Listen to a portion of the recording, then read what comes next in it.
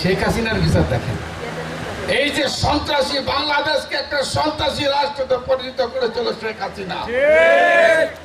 আজকে দেখেন, যদি শেখ হাসিনা চোরের মতো পালিয়ে না যেত, ওর দেহ, ওর মাংস মানুষ খুঁজে পেত না।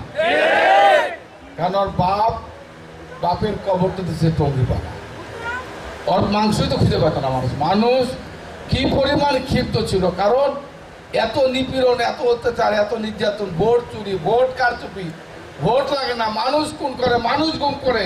স্টে সেফের ডাবল লেয়ার প্রোটেকশনই পিরিয়ডের হেভি ফ্লোর দিনগুলোতে আমাকে রাখে নিরাপদে। Stay safe. টেন্ডারবাজি করে, সন্ত্রাস করে, মাস্তানি করে, গুন্ডামো করে, সন্ত্রাসীদের আশ্রয় দেয়, প্রশ্রয় দেয়, পুরস্কৃত করে। তাদের কি ক্ষমতা থাকার কোনো অধিকার আছে বলেন?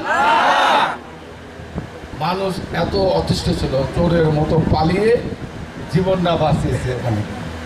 যে কোনো সন্ত্রাসী, যে আওয়ামী সন্ত্রাসীর কারণে আওয়ামী লীগের এই পরিণতি হয়েছে, আমরা চাই তারেক রহমানের নেতৃত্বে বাংলাদেশে আর কোনো সন্ত্রাসী, বাংলাদেশে কোনো মাস্তানি, কোনো জঙ্গি, কোনো চরমপন্থী, এদের স্থান এই বাংলাদেশের মাটিতে, এই অঞ্চলে হতে আমরা দেব না।